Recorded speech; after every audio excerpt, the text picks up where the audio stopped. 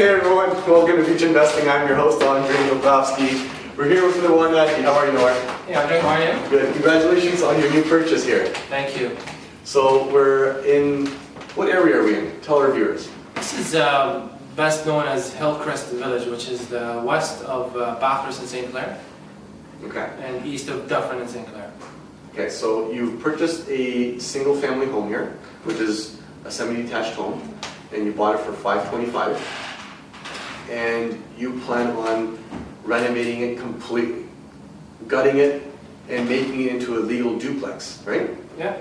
All right. So as we take you through this before video, we'll show you what Noir's plans are, what his budget is, and what his, I guess, forecast will be with regards to rents and, I guess, cash flow. All right? Sure. So if we're in the front entrance, we're standing in the living room. So let's take a look over here and what it looks like before.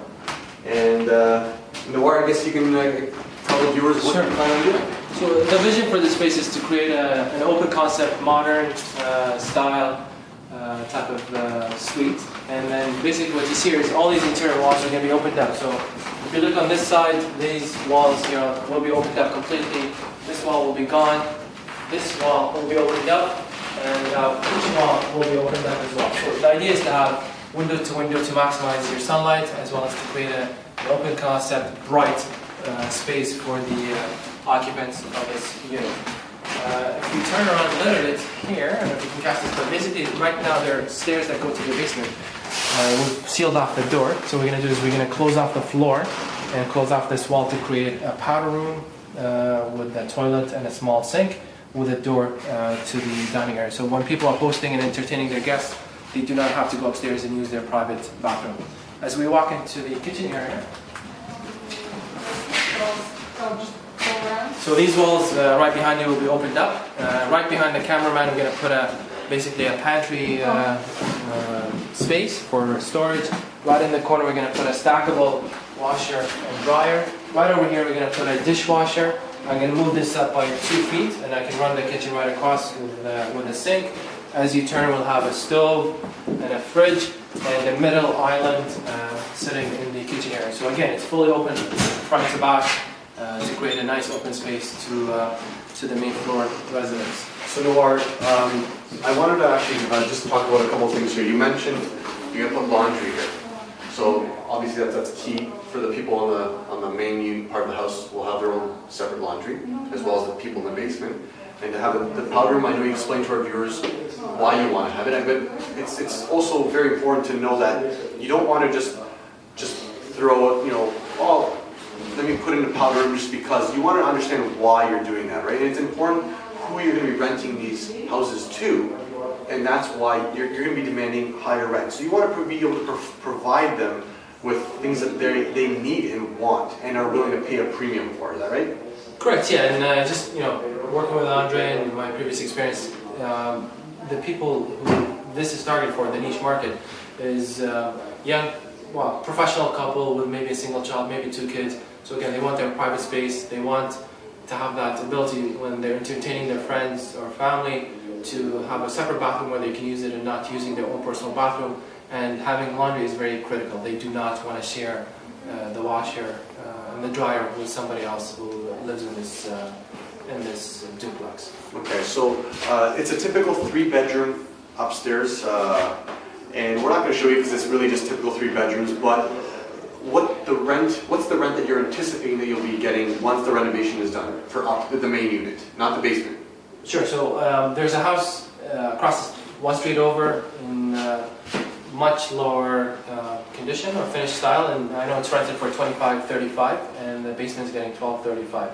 So when I run my numbers conservatively, I use $2,500 and I use $1,200 for downstairs, and it does cash flow pretty good using those conservative numbers. I know I can do better, but I'd rather be on the safe side, and then the rest is gravy. Okay. So this before we go downstairs, take a look at the before of what the kitchen looks like. Very nice. Look at that. Oh. So again, I don't know if Noir said, but he's going to open up the walls. It's going to look beautiful. Let's go downstairs. So here, the people on this floor will have access to the backyard, which is very important as well. You don't want the people from the basement and main floor sort of bumping into each other. Let's just say these guys want to go and have a barbecue and then all of a sudden they're going through the same common entrance. It's more desirable if you can have separate. So what do you plan on doing with that? Okay, here's how we're going to completely close this up. So this actually will be a closed off fire-rated wall separating the two units. So here, this door will be for the main floor occupants.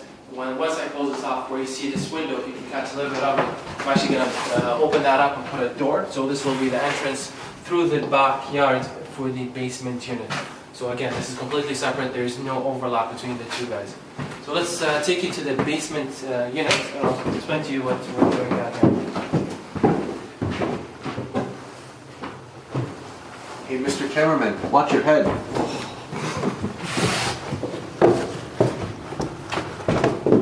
One more step, or two more.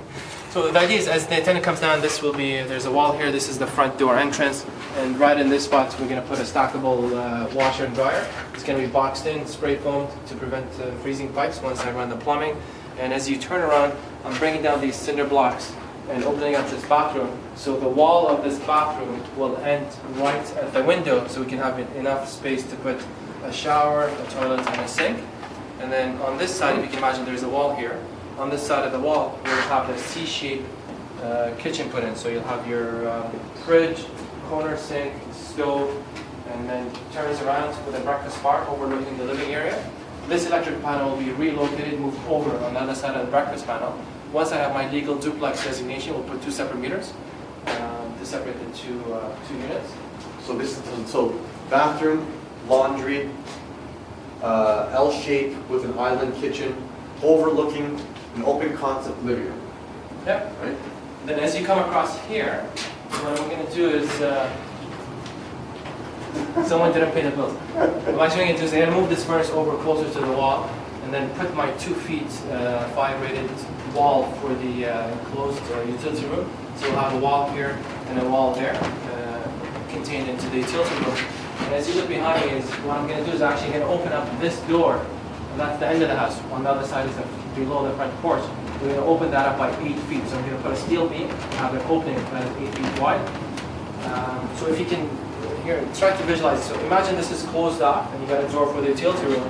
On this side, I'm going to put a drywall, close this off. This will be gone, and you got your door entrance to the bedroom area. So as the tenant walks in, we'll have a closet here for storage purposes, and on the other side is the bedroom. So the bedroom is a bit small and cozy. What I'm going to do is I'm going to spray foam the vertical walls and the ceiling to make it nice and warm, and we'll open up one of the windows up to 4 feet, which is the second egress point for the tenant. Let's see what else. Want to show them the bedroom? Yeah, if you want to come take a look. It's cozy.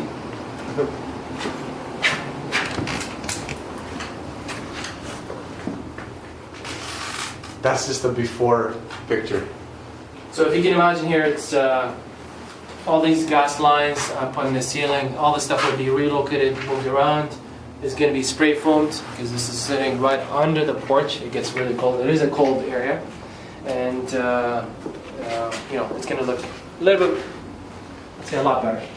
As you actually, one thing that I forgot to mention: once we go through the committee of adjustment, get the legal duplex status from the city, my underpinners came in.